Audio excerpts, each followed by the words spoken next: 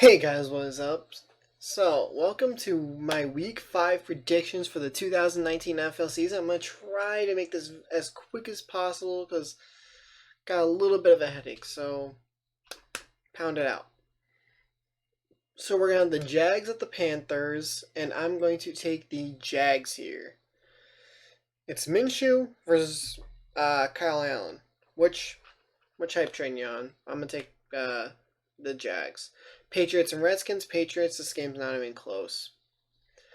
Bills and Titans. I was going to pick the Titans, and then I saw that ESPN put something out that said Josh Allen cleared concussion protocol and he is expected to play.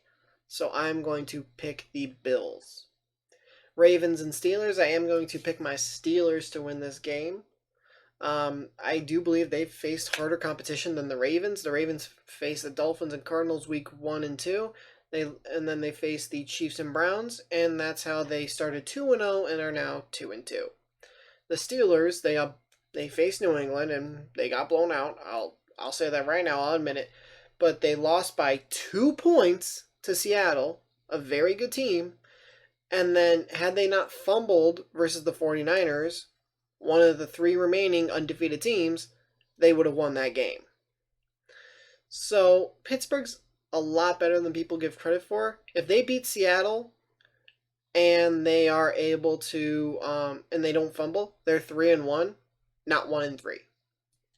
And people are saying, instead of saying, see, there's the Antonio Brown, Le'Veon Bell, there it is, 1-3. See, there it is. Instead of saying that, it's 3-1. It's like, damn, they really didn't need them. Like, really, guys, it's right there. Pittsburgh's a good team. Cardinals and Bengals. I'm going to pick the Cardinals here. The Bengals looked so bad. They looked so bad, and they're another one of those teams that has a first-year head coach. Zach Taylor, I think his name is. He, stood next to Sean McVay for 5 minutes, and the Bengals gave him a job. He was the quarterback coach in 2018. Falcons at Texans. I'm going to take the Texans here. Something's just off with the Falcons this year. I'm just gonna write them off. They'll win a couple games here and there, but nope. Buccaneers at Saints. I'm going to take the Saints here. I love Teddy Bridgewater. I am in full support of him after everything he's gone through in his young career. I'm going to take the Saints. Vikings and Giants. I am going to take the Giants. Wanted to double check, make sure. I'm on the, Daniel Dots or whatever you want to call him. Daniel Dime, whatever you want to call him. Hype Train. Daniel Jones. If he can beat the Vikings, because you look at who he's beaten, and it's like, oh, you beat the Buccaneers and the Redskins. Good for you, buddy. But if he can beat the Vikings defense, he's for real. Bears and Raiders, I believe. Let me think. At Raiders. I thought this game was in London for some reason. I don't know. I guess I thought it was in London. Hold on. Okay, I'm right. It is in London. They're just doing it later. Usually they have the London game at like 10 a.m. or something like that, but which would equal maybe like a 3 p.m. kickoff in London. I think they're 5 hours ahead, so this is actually going to be a 6 p.m. kickoff for when they're in London for the Bears and Raiders. They'll play from 6 p.m. to 9 p.m. roughly. But Khalil Mack's gonna end up killing Derek Carr at some point. I mentioned this in my week 4 review. That since Khalil Mack got traded, I believe the stat is he has 17 sacks, and the Raiders have 18. Like, he almost has as many sacks as the entire Raiders defense since he got traded. Which, 18 sacks, Even in a season, that should be dead last in the league. I would like to double check that too. Okay, that checks out. Because last year in 16 games, 16 football games, the Raiders had 13 sacks. This is CNN Breaking News. 13! In 16 games, they averaged less than a sack a game. So that stat checks out.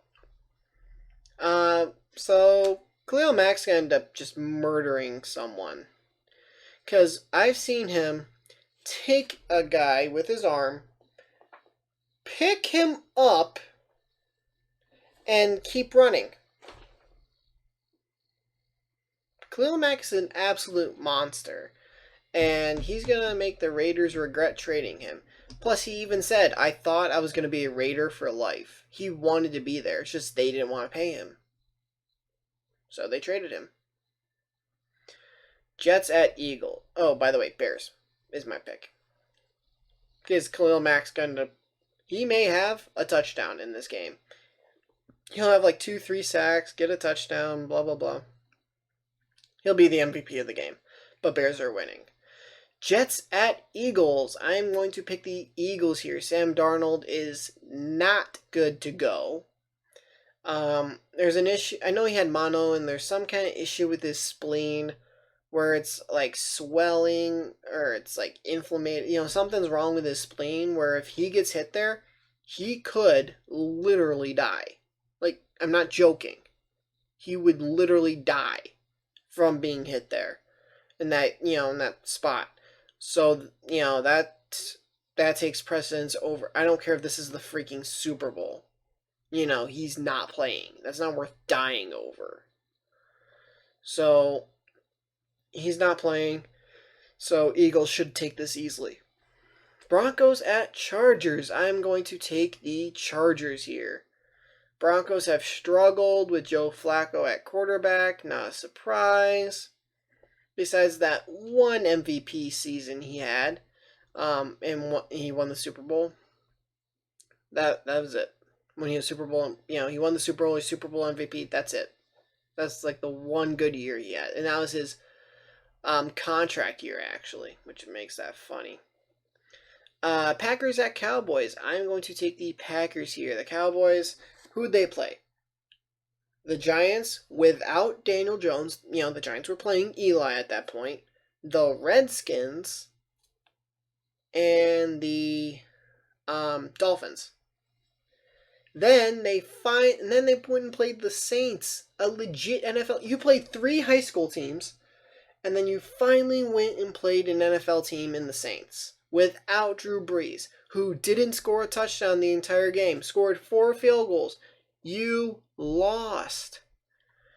So I'm doubting the Cowboys. I'm a huge doubter of the Cowboys right now, which is why I'm going to say Packers win this game.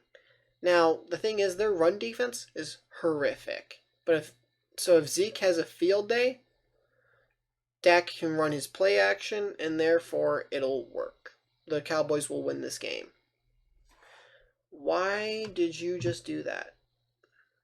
Okay. But if they can't do anything on offense, they're in trouble. I know they're missing Tyron Smith from injury, and their other starter, I think La'el Collins, is out. So it's going to be tough. They only have one backup tackle. So they're going to have like a guard playing tackle. It's not going to be good. Hey, Okay, I guess I was waiting too long to record the video, but oh well. After that, you have Colts at Chiefs. I am going to take the Chiefs here. Colts, you're a good team, even without Andrew Luck. You're a borderline playoff team. You would have definitely won the division and had a pretty good spot if Andrew Luck didn't retire. But even without him, you're a borderline playoff team. But the Chiefs are the Chiefs. I'm taking them to win this game. And then Browns at 49ers. God, please let the 49ers win. I'm going to pick them, and please let them win so the Browns fans can shut up, for one. And two, then the Steelers would technically be number one in the division. They would have a three-way tie at being 2-3 between them, the Ravens, and the Browns. But because they would have a divisional record of 2-0, well, they beat the Ravens, so that would automatically give them the jump. But having a divisional record of 2-0 versus the Browns 1-0 would put them above the Browns. Yay! So, please, God, let the 49ers win. I do believe the Browns are going to be without their starting corners, Denzel Ward and Greedy Williams. So, I think the 49ers got a real shot. Plus, that Browns offensive line is not very good. And I saw what the 49ers D-line did to the Steelers offensive line. The Steelers have a pretty good offensive line, and the 49ers made them look stupid.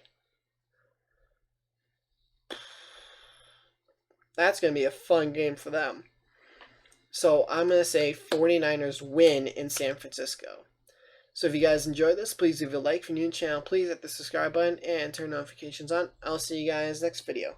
Later. Once I was 7 years old, Mama told me, go make yourself some friends or you'll be lonely. Once I was 7 years old.